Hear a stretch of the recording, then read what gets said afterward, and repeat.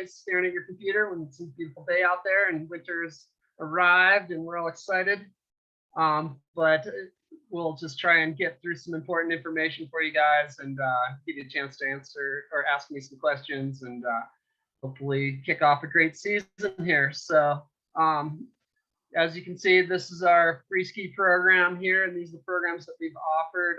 I started this program off 23 years ago with 5 athletes, and it's grown into something quite incredible. We are now the biggest program in Team Summit, so that's pretty awesome. And I thank my staff and all the families that have been so loyal and coming back year after year to keep having fun and keep watching their kids do incredible things. So it's really all about the athletes, and this whole experience has been very rewarding for me, and so I thank everybody involved. So it's a really good thing, and it's been a lifelong journey for me. So, but as you can see, our programs, we have basically our foundation program is our Freeski development program. That's where we take some kids out of hopefully Intro to Team Summit and who have done some Summit Cup events, and we kind of up the game for them, skiing 2 days a week, and really start to push their boundaries and give them a taste for the different sports involved in free skiing, because free skiing isn't just like la-di-da, let's go snow plowing around the mountain and maybe hit a tree run.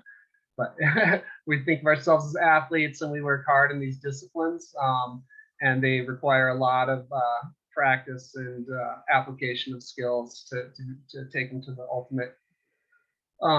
So we give them all a taste of big mountain, moguls, park and pipe.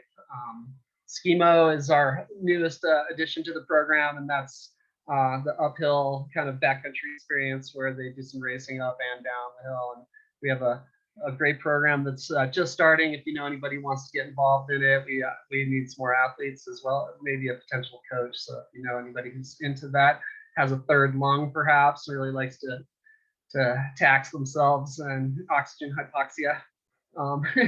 That's what that sport's all about. And then ultimately, once kids have gone through the program for a couple of years and really dedicated themselves, we'll put them in the academy program, work with school systems, and keep them on track in school, make sure the grades are up so that they can keep skipping some hours at the school and coming on hill with us.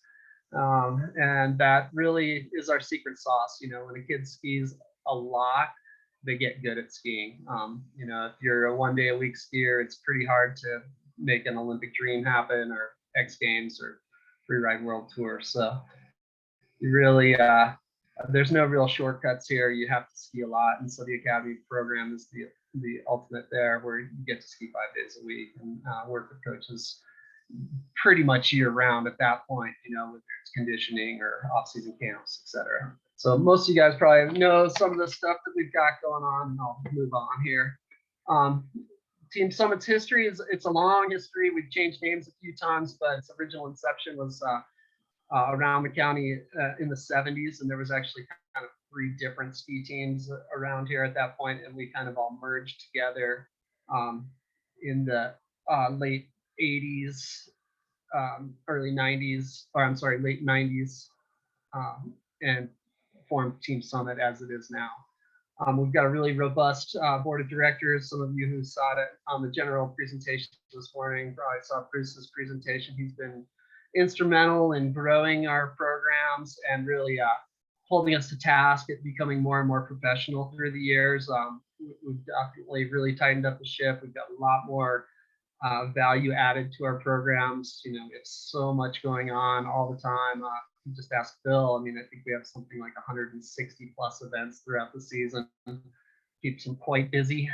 And so thank you guys in advance for all your help and for helping Phil, because he really helps the staff when we come to run these events and stuff. So when you see an email from Phil, reach out and give him a hand, because he always needs it. But we got these great subcommittees. That's a great place for families to get involved. If you feel like someday you might want to be on the board of directors, we're always looking for people to engage kind of first on the lower levels. We have finance committees and those kinds of things. So let me know if you have a talent that you think the Team Summit could use, and we'll put you in touch with CB, who's our executive director. All of you guys should know him by now. He's a great leader. He's he's, I think, 4th year as our executive director. He stepped in and really made some great changes in the organization, and has entrusted the leaders to do our jobs, and helped us do our jobs really well. We've got 6 program directors now. We've got Alpine, Snowboard, Freeski, Park and Pipe, Intro to Team Summit, and I'm missing one. I don't know what it is, but we have 6 direct program directors, 120 plus coaches. About 25 to 28 of those will be freestyle or free ski coaches. And this year was the first year. This is our biggest enrollment year. It's incredible. Like last year was the first time we ever got over 500 athletes, and all of a sudden, when COVID was good for Team Summit, it's something we could do safely outside, and I think people were really excited that we were keeping engaged, and we've continued to grow. So we were able to pull off some great programming last year and hold events, and now again, I like bumped up another 140 kids. That's crazy. So we're around 210 in free ski, or that's our goal. I think we're around 192 right now. We'll probably still get a few trickling in.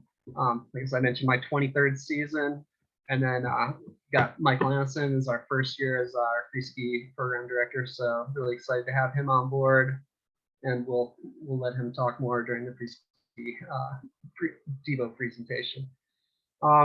Most of you guys have probably seen our mission statement, but I think it's important to touch on it real quick, because we do consider ourselves a youth development organization, not necessarily a go to the Olympics organization, although the two are not mutually exclusive by any means. So, you know, if we're doing our jobs right, they're great people at the end. They've learned a lot of life lessons and skills, and they can go on to chase their highest dreams in our sports. So a lot of thought went into this over a few years ago through our board of directors and through input from the full-time staff.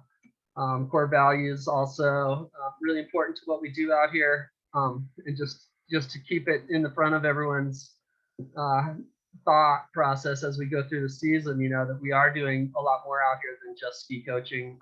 If we were only ski coaches, we'd be missing a lot of opportunity to raise the bar for these kids and show them their potential.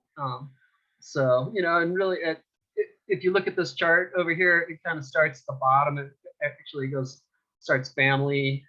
That's how kids get involved in our sport. Then, you know, keep it really fun. They want to stay out there. But as they're starting to like be on ski team, they have to learn that there's the responsibility and integrity, and respect for our partners, their families, their team members, their competitors. You know, and all that comes into play as you're maturing, and eventually you can become the most excellent human and athlete. So then you're off the top, throwing a big old mute grab off the top of the mountain there. Hopefully not landing on the snowboarder. Yeah, our whole vision, whole team, whole athlete, whole community, you know, those speak strongly to who we are as well. And I think if you've been around Summit County, you've seen how much impact we have as an organization. We are one of the largest employers in Summit County. You take away the ski areas and the hospital, I think we're somewhere right in there as like the 4th or 5th largest employer in Summit County. So that's something a lot of people don't realize. Most of our employees are part-time, but nonetheless, we do contribute quite a bit to this economy up here. So I'll just touch quickly on some athlete responsibilities. You know, again, back to that whole athlete, and you know, really looking out for developing our skiers and snowboarders to be the best people they could be.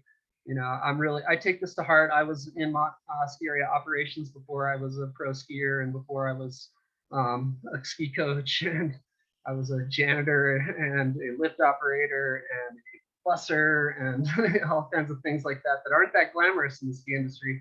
But if we're not very respectful, we have a lot of impact on our mountain operations, and it reflects poorly on us. So I take this one very seriously. We're always respectful. We clean our areas up. We stay organized. You know, we show the public by example how to lead out there. And you know, my personal quote over here, I've been using it for 20 years now. It's real skiers bust your own tables.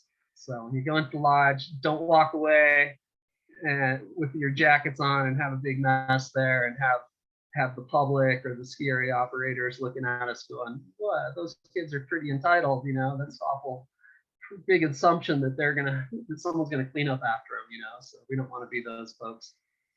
A couple of just basic rules, and know that every group and coach is gonna, set their culture, and a lot of the stuff will be the same, but the rules of engagement, make sure that as you're going through the season, that you understand what's the expectation from your group, your coach, and if you have questions, always ask. So, but one of the things we really want you guys to do is be safe on the chairlifts. It's a really dangerous place on the ski area, and we don't have much control over it. But one thing we can control is putting down that safety bar, or the comfort bar, as we like to call it.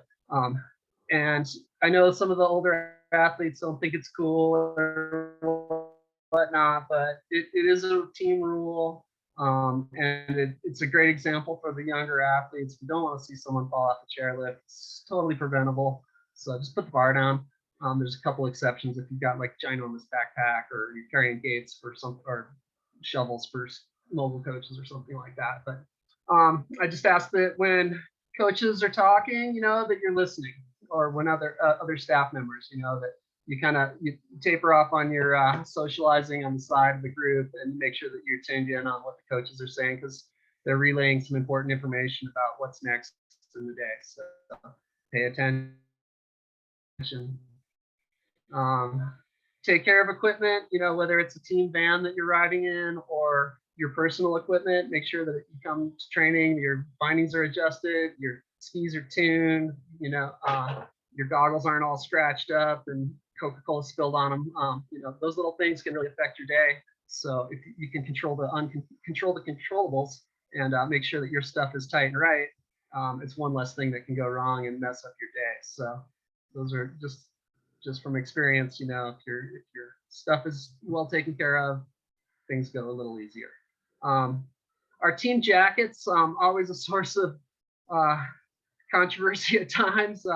Older athletes want to wear their own style or whatnot, but they are our biggest source of marketing, probably. Like, that's how most people find out about Team Summit. We've learned this through surveys and stuff, that they see a group of kids ripping around the mountain and having a good time wearing our Team Summit jackets, and that's how we've grown over the years. So wear your jacket with pride, especially competitions. Like, we're out there representing.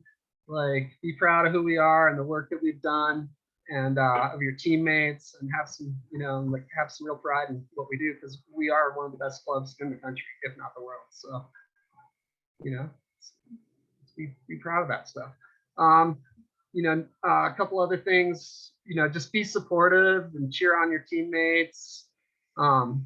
Always, if you don't know what's going on, ask a question, communicate any issues that you're having throughout the day, or, in season, if something's not jiving, or, and you need to let a coach know or me know, please, by all means, my door's open, and we'll try and get the situation figured out as best we can.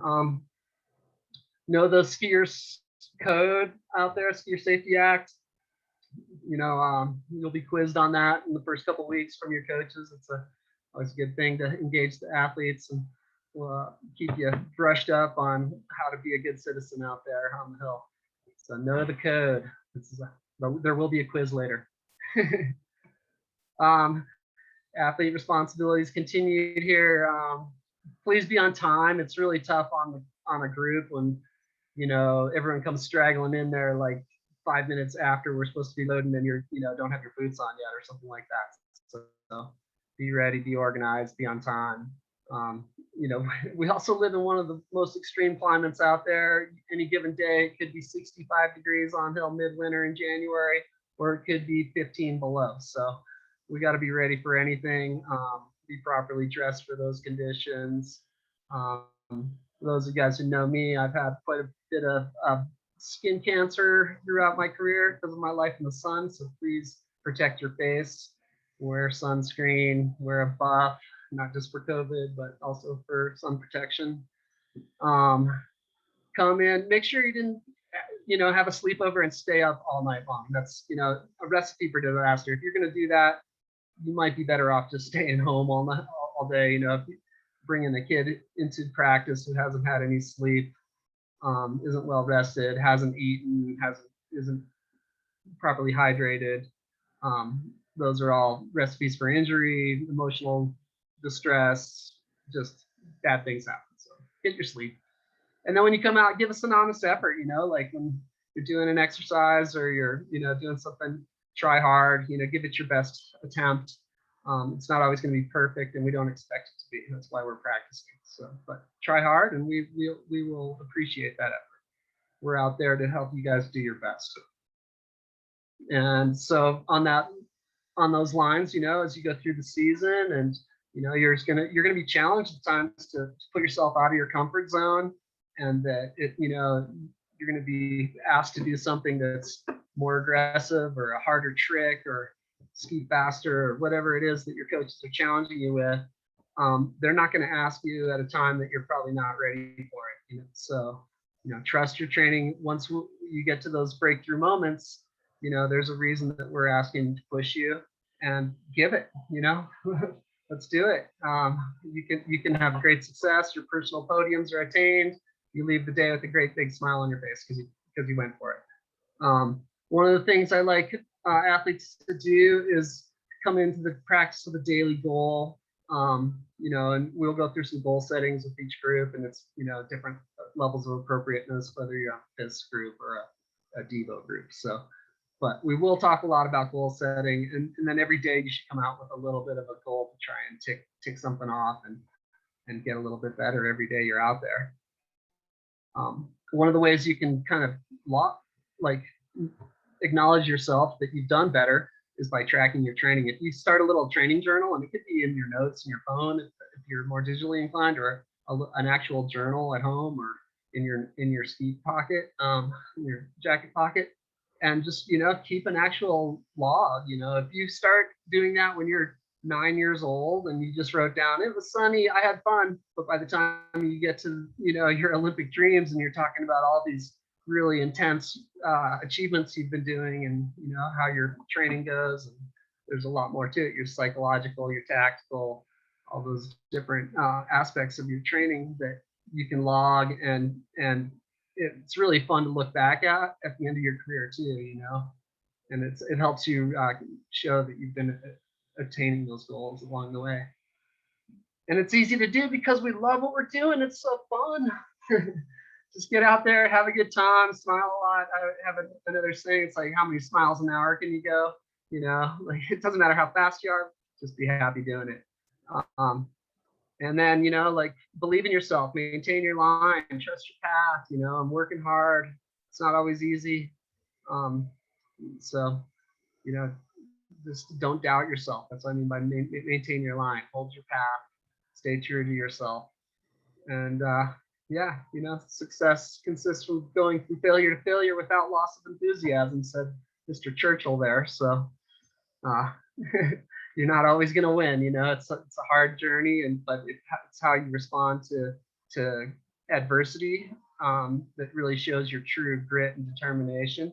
And that's one thing I've noticed over my career, is that the best skiers are indomitable spirits. There's a fire in their belly that can't be stopped. I could be the worst coach ever, and Bobby Brown still would have made the Olympics. I had the privilege of working with him when he was a younger athlete and development athlete, and I take some pride in what we did with him. But he had something special, and that's awesome, and it was really good to see.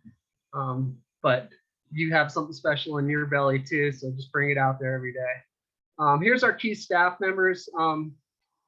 Obviously, Mike is our new Freeski development head coach, and looking forward to seeing how he works with everybody. And then Daniel McFadden is an awesome leader for our Big Mountain crew. He actually came through Team Summit programming from a little toe grom to all the way up into college, and then went to college and studied athletic training, and then came back to Team Summit to be a coach. So it's pretty cool to see that journey, and I really appreciate having those veteran kind of folks around our program. Teddy Gogan, most of you guys probably have met at some point. He's our park and pipe director now, and it's really lightened the load for me because that's starting to become a bigger and bigger world. And with, as you know, like 200 plus athletes, it's pretty hard for me to cover enough ground. So I'm thankful to have Teddy. And as we go through the season, you have questions or interest in Park and Pipe events, please hit up Teddy. Melissa Haupt is taking over our role as our Devo RQS mobile coach. So I'm really excited to have her on board. She's super enthusiastic, loves to have a lot of fun on hill with these guys. Was a competitor herself, and it's just going to be a fantastic season for that crew up at A Basin primarily. Paul Walker is our U19 Academy mobile coach, and he's been with the program now 10 years. I recruited him, watching him side slip out a mogul line for himself at A Basin. I said, hey, I'll pay you to do that. So here we are 10 years later, and he's been instrumental in helping me grow the mogul program. And then Zach Watkins, I recruited from Durango, Telluride area a couple of years back. I think this is his third or fourth season with us, and he's our fifth mogul head coach. And he is actually in Sweden today with a group of 7 athletes, and our esteemed, our top dog coach is, should have put him on here, is Scott Rawls. He's coached 5 Olympics in mogul skiing, and he's there with Zach in Sweden. So he's a pretty special dude. You get to interact with him. He's got a lot of knowledge. He's seen it all now.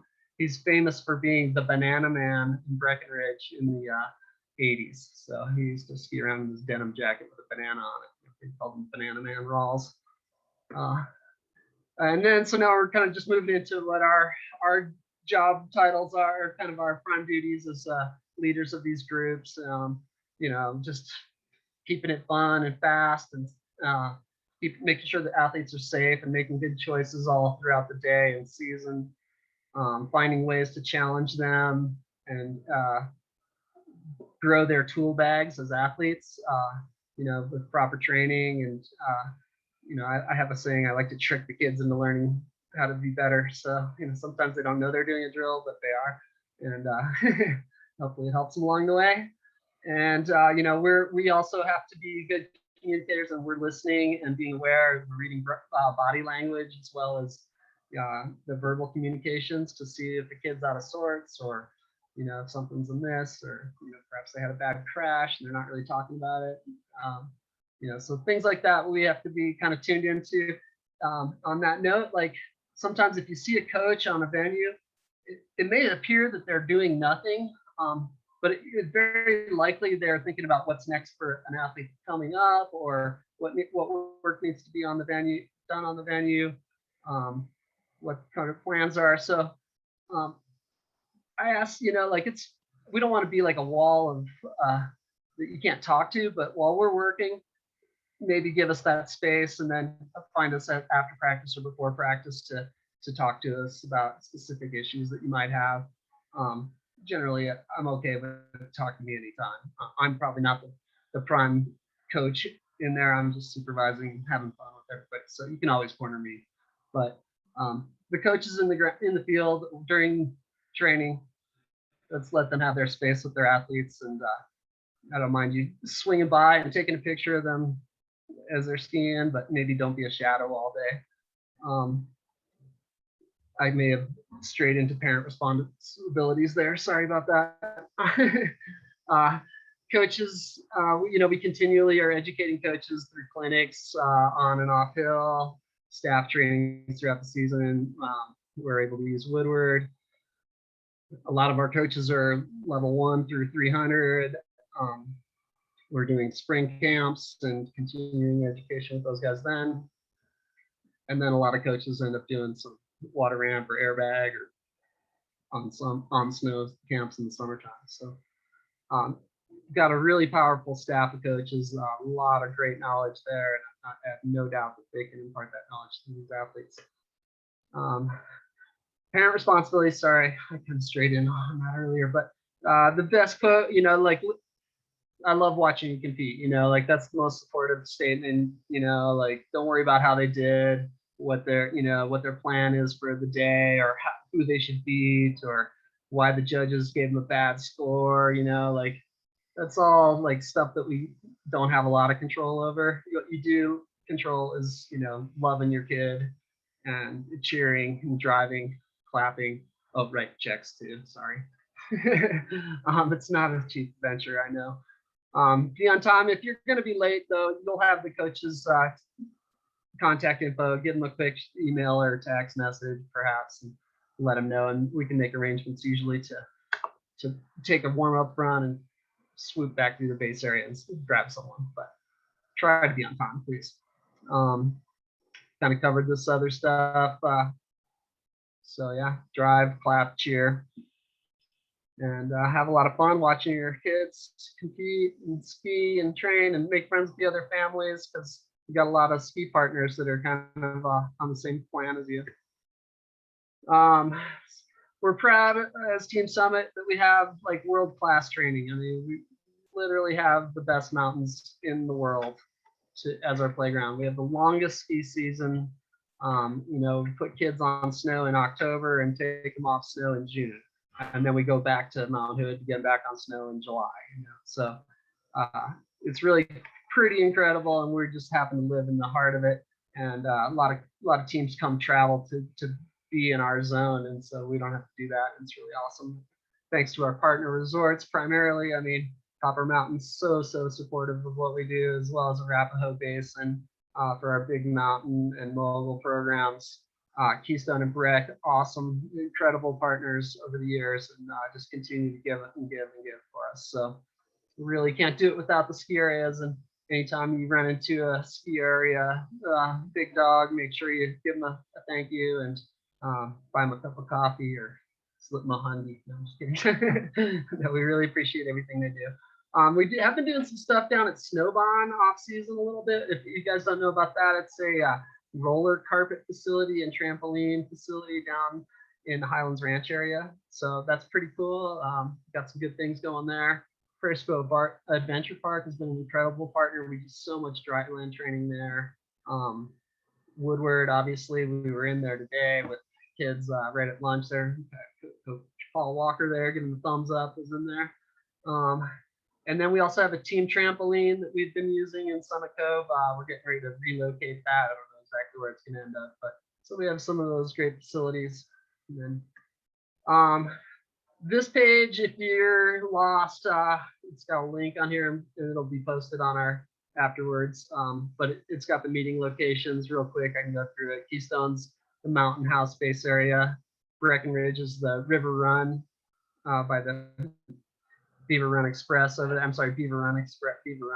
Keystone is River Run. A Basin by Black Mountain Express up by the snow fence up there. The Big Mountain team generally meets down at the Poly Chair. And then Copper Mountain Freeski programs, and I don't know if for opening weekend or not we will be able to meet there yet, but we like to meet at the Super B. It's a little, we have a lot of intro kids in the Eagle base area there, so if we can meet at Super B, that's a better location for us and gets us up to the top of the mountain right away. Calendars, they're still, some of them are still being updated, but I know Daniel's got his done, and I think RQS Devo is done through January now. So we're in the process of trying to dial in some of the final competition schedules to get all those things accurate before we start. Before we nail that calendar down completely. There's been some questions for some programs about their need for certain passes if they're in a different base area, and we're in the process of coming up with some plans there. So maybe 3 full passes isn't necessary. So as we get into the season and you start to compete, and competition's not mandatory, but if you're into one of the competition programs, you may not have anybody around on the weekend. They're traveling to Steamboat or something like that. But our governing body for generally skiing and snowboarding, the blanket organization that ski clubs operate underneath is U.S. Ski and Snowboard Association, and they perform background checks on us and do a lot of coaches education. So that's our primary governing body, and many of you guys will need U.S. Ski and Snowboard licenses in various disciplines. specifically moguls. And then the Rocky Mountain Moguls calendar is Rocky Mountain Freestyle. Park and Pipe stuff is USASA. Rocky Mountain Series in specific as the events for slope and half pipe, if you want to get involved in those. And then IFSA is the governing body for big mountain skiing, and it's the International Freeski Association. And then there's a regional spin-off of that is Rocky Mountain Freeride Series, not to be confused with Rocky Mountain Series. But this is alphabet soup. You got USASA, IFSA, and US Ski and Snowboard, USSS. And so it does get a little bit confusing. Feel free to ask a coach or myself about which memberships are most important for you.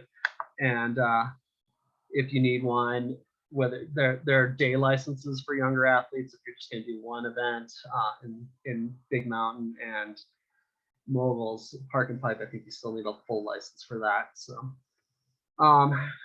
some of the camps that we provide along the way, extracurricular stuff, holiday camps are included for most programs.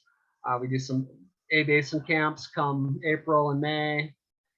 And then we have a summer mountain bike program. I've taken groups to Mount Hood for 23 summers now. It's been an incredible fun thing to do. I must be a glutton for punishment. So we have 35 kids. It was chaos, K-order, as I like to say.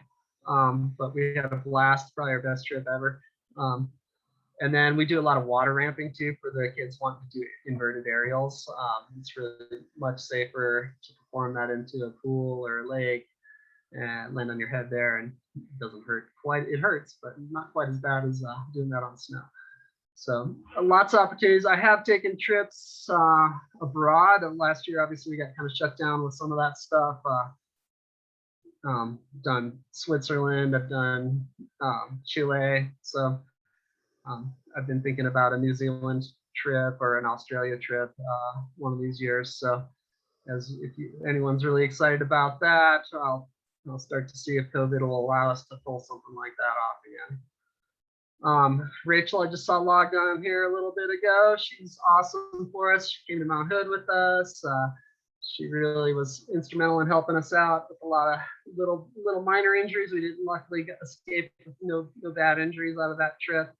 And she's super great resource, if you were in on the general presentation. But if you get dinged at all or a little injury or a big injury, your first consult for each injury is through VSO is a great way to get on the right healing path. So take advantage of that resource, and coaches can all have her number if you can't find it readily. And yeah, let's see, we'll move on. Concussion, TBI protocols. Just know that we're looking out for the best of the interest of the athletes. We're not trying to stop someone from competing or rain on their parade and take away their fun for the day. We're not going to pull someone out unless we really are concerned. So just please be supportive if we do make that decision, and don't try to subvert our decision and put that kid into the event or something like that when it may not be the right play. Rachel will get them back out there as fast as is acceptable. She's looking to keep kids in sport, not take them out of sport. So that's a really big deal. But we are accountable to Colorado state law, not necessarily just our governing bodies. One of the things that the Jake Snakenberg law is a little more strict than US ski and snowboard policies. And we refer to the stricter of any policy like that. And one of the things that's come up over the years is people trying to get a chiropractor to clear them for return to sport. And we aren't allowed to do that. So make sure you use a qualified physician or doctor, ATC, somebody like that. Yeah, and just know that there are return to sport protocols that we are required to follow. And it's for the athlete's health, so that's why we're doing it. It could, like every concussion is different. So just because you had one when you were a kid doesn't mean that your kid's concussion is the same as yours was. So and there's more and more information every year. So the stuff is continually changing, and that's why we take these concussion clinics every season. Don't want to belabor that too much. Here's our basic contact information. I didn't put Mike's up there, but he'll get it out there, I'm sure. And yeah, it's going to be a spectacular season. I can't wait to see everybody having so much fun and doing cool stuff, and personal podiums galore. And yeah, it's just going to be super fun. And anything that comes up throughout the year, I'm always here for you. I like to be an open door. You know, I'm very approachable. I probably won't yell at you. So give me a shout when things come up or questions or whatever, and I can hopefully steer you in the right direction, even if I don't have the right answer. Other than that, I guess I could open it up to some questions. I see Phil's pinging me. I must be using more time than I thought I was. Yeah, dude, 10 minutes remaining. I'm good. I'm killing it. You are like perfect on this, man. You're crushing it. All right. So I didn't look in the chat there, but I can stop my screen share here at that. And I just appreciate you guys' time and your participation. And you know, we can't do it without families and athletes and coaches and administration. So it's a big team effort we do here, and it's really a labor of love for me, and I think all the staff. That's really, we're rich in lifestyle. Don't check our bank accounts. We're here for the fun. So any questions in there, Phil, that I'm not looking at? No, man, I'm not really seeing too many questions. I think you hit the nail on the head earlier when you're like, hey, the mogul or like the Freeski community is pretty well dialed in. They know what they're talking about. I do need to say, Carson, you do such, for those that are new to the Freeski world here, Carson does an amazing job of building such a strong sense of community, and it was something that I heard about when I first started with Team Summit, and then I think it was like my first Moguls event. It like smacked me in the face where I was looking at it and I'm going, oh my gosh, we need more volunteers to get this event off the ground. And everybody that morning was like, oh, do you need a hand with this? Oh, do you need a hand with that? Oh, hey, by the way, I've been meaning to talk to you about this thing. Have you ever heard about this thing? Like, you want to try that thing? And I'm like, oh my gosh, there's so much love. There's so much, like, everyone in this community is just incredibly amazing. I think you do a great job of fostering that, Chris. And for those that are new to the community, welcome. For those that are veterans of this Freeski community, thank you so much for being just so awesome and rad. We love you guys. Hear, hear. Yeah, so if there's no more questions, we can leave it there. But as always, Chris at teamsummit.org, and yeah, or give me a call or whatever you need, and I'm here to help. So I'm here to support the coaches and families and athletes every way I can. I just can't be everywhere at once. So thank goodness I have such a good staff and good support team here at Team Summit. So thanks, Phil. With that, I think we can call it a meeting. Whoop! All right. As I mentioned earlier, this video will be available on teamsummit.org/family orientation. Thank you so much, Chris. We really appreciate that. And let's go out with some, let's do some Zeppelin to see us out. Thanks, guys. Rock on. Thanks, you. Thanks, everybody.